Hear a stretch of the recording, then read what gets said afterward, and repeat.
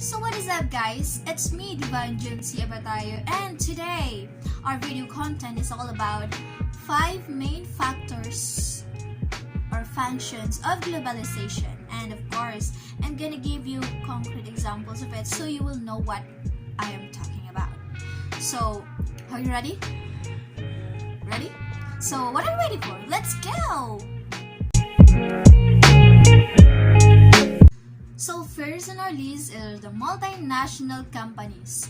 Okay, multinational companies maintain production and marketing operation in different countries. So in different countries, the business may oversee multiple offices through the function of several branches, of course, and subsidiaries. So number one example of multinational companies is McDonald's. So it is a fast food company that is founded in California, United States.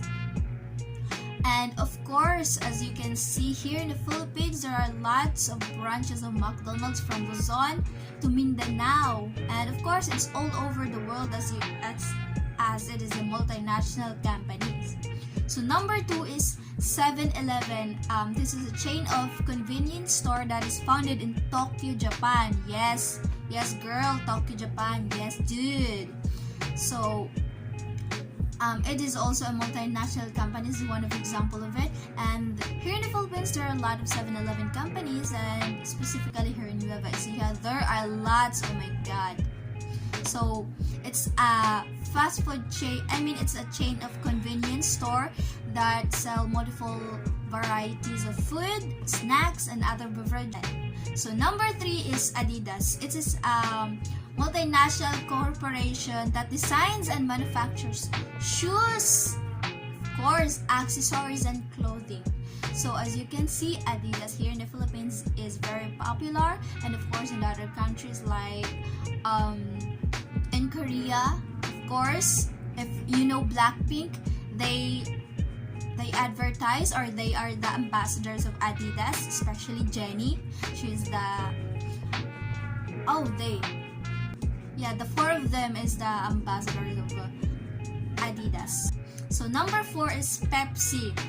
It is a food and snack and beverage. Yes, Pepsi, and it's all over the world. And of course, the Blackpink is one of also endorser of that company. So number 5 is Samsung Electronics. So if you are a K-drama fan, you know where Samsung came from. Of course, it's in South Korea.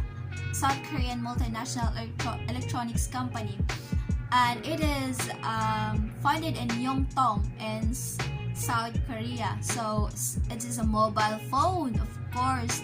I don't know if a lot of users of Samsung is here in the Philippines, but it's quite popular here in the Philippines. So that's it. That is number 1 function of globalization. So number 2 is state. So how do state manage to be one of the main actor of the economic globalization?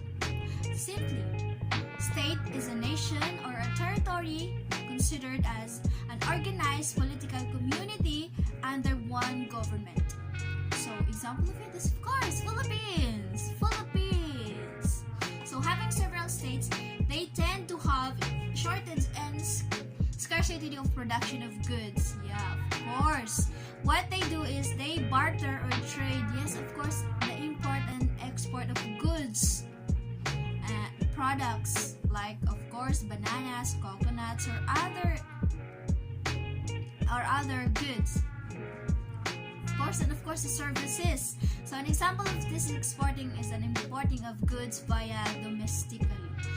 So number 3 is regulatory institution. So it is a regulatory agency, that's a governmental body that is created by legislator to implement and enforce specific laws. So regulations are how regulatory agency implements laws enacted by the legislator.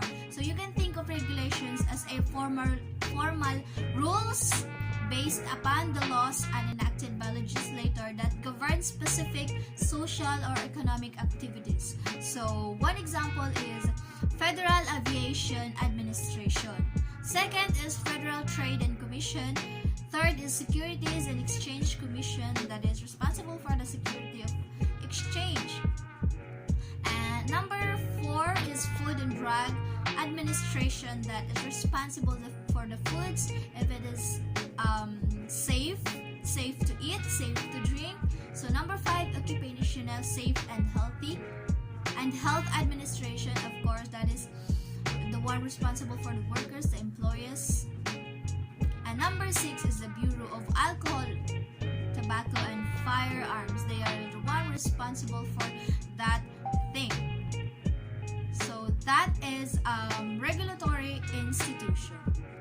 So number 4 main actor of globalization is laborers. So they perform various physical duties as assigned, and of course they maintain all safety standards. They move, they secure, they install, they build, they load and they unload materials, and they perform some specialized tasks which may require on-the-job training. So there are two kinds of laborers, the unskilled and the skilled one. So example of the unskilled are the cashiers, the sales clerk, and the street sweepers. That is the unskilled. The constructor, that is the unskilled laborers. The skilled laborers are the scientists, the musicians, the software developer, the paramedics, of course the police officers, the soldiers, the physician, the crane operators, the truck drivers, the mechanics, drafters, the plumbers, the cooks and accountants. That is example of laborers. So there are lots of laborers in the Philippines and in the other countries too. That is the laborers. So number 5 is the consumer, of course. The consumer determine the products and services they need, whether they are shopping for themselves, for their friends, their family members, or a business clients.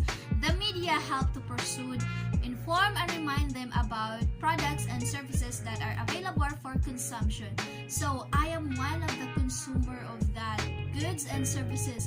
So people that consumes the goods and services of others are the consumers. So that is it, the 5 main actors of globalization. So I hope you have learned something in me. I hope you have learned. Thank you for watching this episode. See you next time.